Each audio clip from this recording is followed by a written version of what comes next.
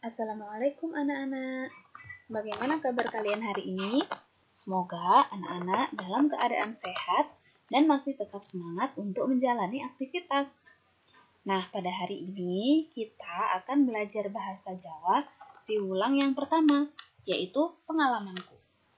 Anak-anak bisa melihat LKS dari halaman 6 sampai halaman 10. Nah, sebelum kita mulai belajar, seperti biasa, mari kita membaca doa sebelum belajar bersama-sama. Bismillahirrahmanirrahim. Raditu billahi robba wa bil islami dina wa bi Muhammadin nabiyya wa rasula. Rabbi zidni ilma warzuqni fahma waj'alni min ibadikas sholihin. Amin. Nah, sekarang kita mulai belajar bahasa Jawa ya.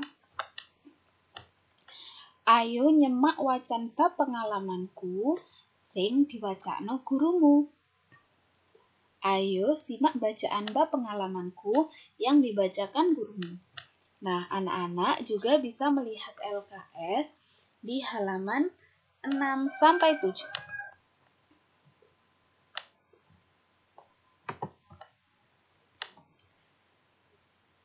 Judulnya adalah Kecemplung Kalen, artinya tercebur ke parit. Dino Sabtu kepungkur, murid-murid SD Tirtomoyo jam 10 wis mulih. Hari Sabtu yang lalu, murid-murid SD Tirtamaya jam 10 sudah pulang. Bima, Ari lan Rudi mulihe bebarengan. Bima, Ari, dan Rudi pulang bersama-sama. Ing dalan, bocah-bocah iki cerita lan gegojekan. Di jalan, mereka bercerita dan bercanda. Dumadakan, ora suwe udan. Tiba-tiba, tidak lama kemudian hujan. Udane soyo suwe soyo deres. Hujannya semakin lama semakin deras. Bocah telu iku banjur ngiyup ing gerdu pos kampling. Akhirnya ketiga anak itu berteduh di pos kampling. Ing gerdu kuwi Bima, Ari, lan Rudi nganggo jas udan sing saben dina digawa ana ing jero tase. Banjur nerusake lakune. Di sana, Bima, Ari, dan Rudi memakai jas hujan yang setiap hari dibawa di dalam tas mereka, kemudian melanjutkan perjalanan. Bocah-bocah iki pancen rukun lan seneng guyon.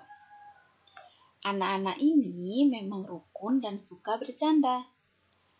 Olehe guyon, gayeng nganti ora weruh yen sisih kiwa ana kalen ombo lan jero. Akibat keseruan bercanda, mereka tidak tahu jika di sebelah kiri jalan ada parit yang luas dan dalam. Kalene ora ana tutupe. Bima mlakune kengiwonen. Paritnya tidak ada penutupnya. Bima jalan terlalu ke kiri.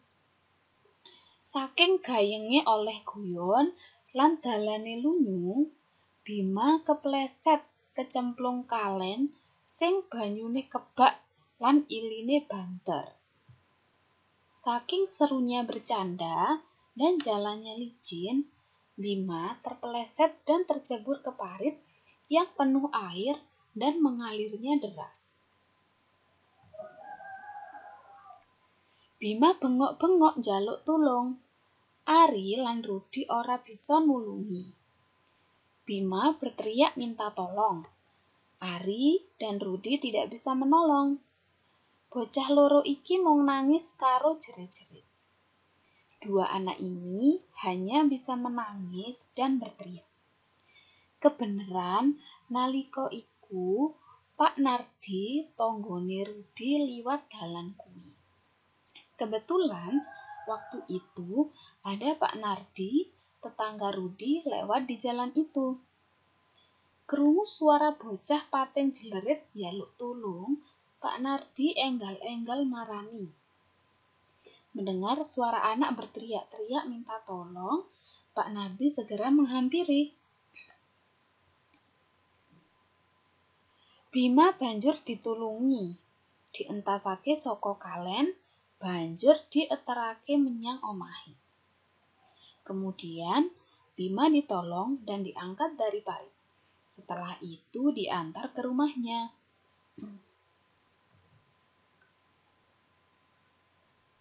Tekan omahe, Bima diaturne marang ibune. Sampai di rumah, Bima disampaikan ke ibune. Ibune Bima banjur ngaturake atur panuwun marang Pak Nardi. Kemudian ibunya mengucapkan terima kasih kepada Pak Nardi. Mangkene ature. Matur nuwun Pak Nardi, anak kula panjenengan tulungi. Mugi-mugi Allah bales kesaenanen panjenengan. Dengan berkata, terima kasih Pak Nardi, anak saya sudah Bapak tolong. Semoga Allah membalas kebaikan Bapak. Pak Nardi ngendika, inggih Bu, sami-sami. Pak Nardi berkata, iya Bu, sama-sama. Bima uga matur nuwun Pak. Bima juga berkata, terima kasih Pak. Iya le, podo-podo. Liya dina sing ngati-ngati yo. Iya nak, sama-sama. Lain kali hati-hati ya. Inggih Pak, wangsule Bima. Baik Pak, jawab Bima. Pak Nardi nyuwun pamit. Pak Nardi berpamitan. Sakwise Pak Nardi kondur, ibune Bima banjur maringi pitutur marang Bima, Ari, lan Rudi supaya ngati-ngati ing dalan. Setelah Pak Nardi pulang, ibunya Bima memberi nasihat pada Bima, Ari, dan Rudi agar lebih berhati-hati di jalan. Pengalaman sing kaya mengkene ojo sampai dumadi maneh. Pengalaman yang seperti ini jangan sampai terjadi lagi. Nah, apakah anak-anak sudah mengerti isi dari teks yang berjudul Kecemplung Kalen pada LKS halaman 6 dan 7? Kira-kira apa pesan yang bisa anak-anak ambil di dalam cerita yang tadi baru saja Miss Ais bacakan? Nah, jadi saat kita pulang sekolah dan berjalan bersama teman, kita boleh saja bercanda, tetapi harus dengan hati-hati juga. Walaupun bercanda, kita harus tetap memperhatikan jalan, supaya tidak ada kejadian seperti yang ada di dalam cerita. Nah, selanjutnya, bab atur panuwun, panyuwunan pangapura, lan tresna asih. Nah, selanjutnya kita akan belajar bab ucapan terima kasih, permohonan maaf, dan ungkapan kasih sayang. Ini bisa anak-anak lihat di LKS halaman 8. Yang pertama yaitu atur panuwun atau ucapan terima kasih. Nah, di sini ada contohnya. Yang pertama, Bule matur nuwun, aku diparingi sangu. Yang artinya, Tante, terima kasih, aku sudah diberi uang saku. Matur nuwun diucapkan oleh anak kepada orang yang lebih tua. Matur nuwun itu bahasa yang lebih sopan untuk mengucapkan kata terima kasih. Yang kedua, Dek, suwun ya, aku wis kok terake mrene. Yang artinya, Dek, makasih ya, aku sudah diantar ke sini. Nah, kata suwun ini menunjukkan kata terima kasih yang diucapkan oleh orang yang lebih tua kepada orang yang lebih muda.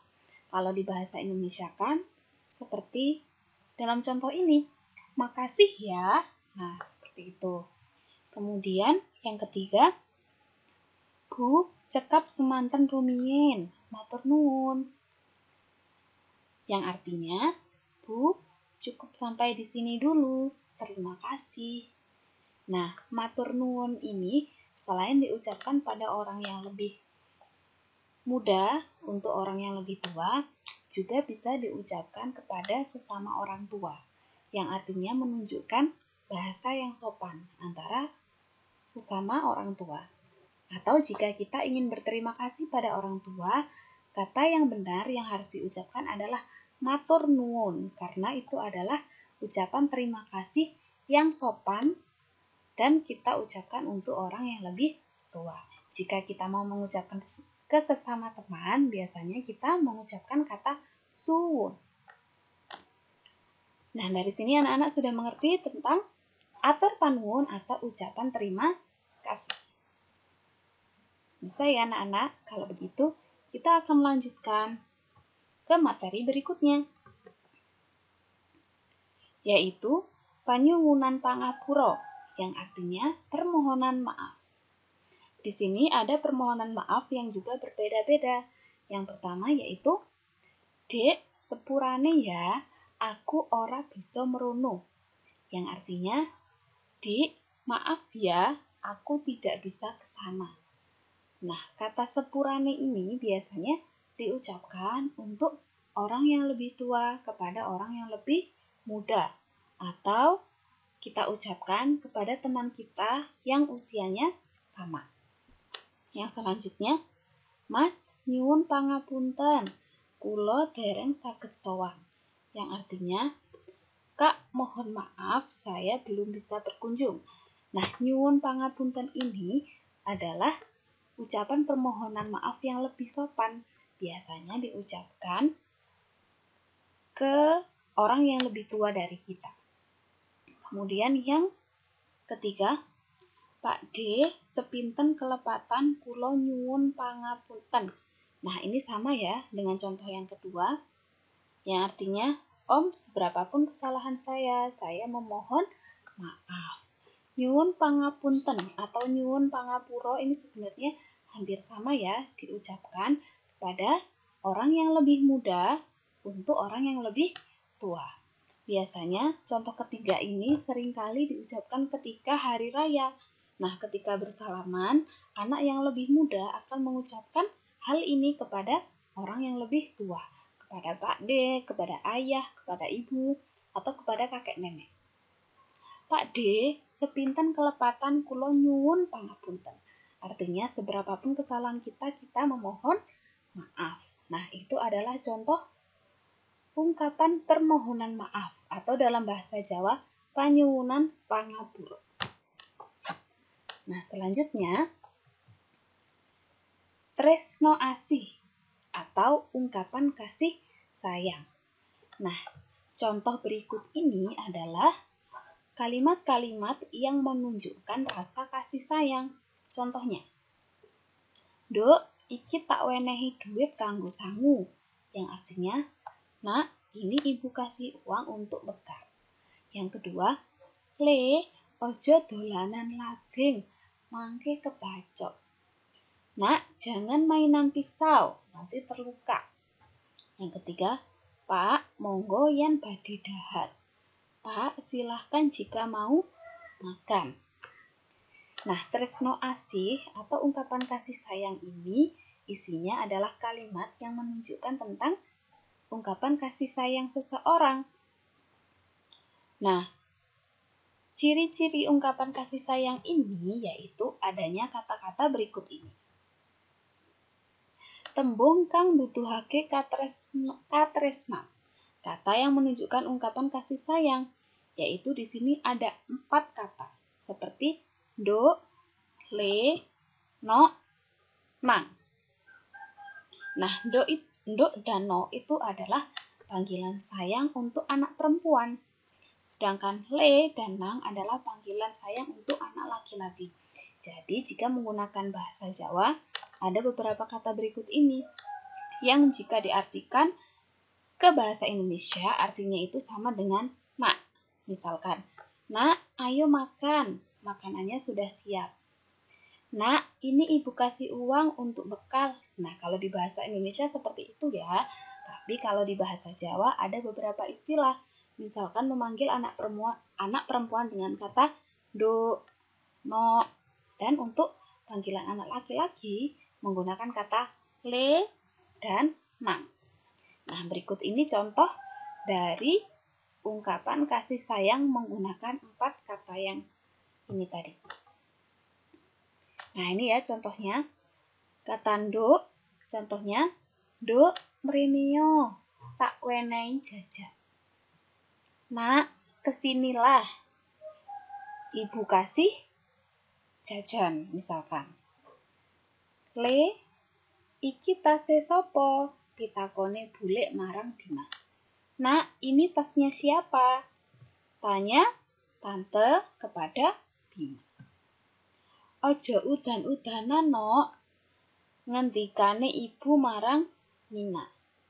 Jangan hujan-hujanan, Nak, kata ibu kepada Mina. Iki dolanane sopo to, Nang? Pitakoni bapak marang Tono. Ini mainannya siapa ya, Nak? Tanya ayah kepada Tono. Nah, kata-kata itu menunjukkan ungkapan kasih sayang. Kalau dalam bahasa Indonesia artinya sama, yaitu nak. Tapi kalau dalam bahasa Jawa berbeda. Ada panggilan untuk anak perempuan, yaitu nduk dan no.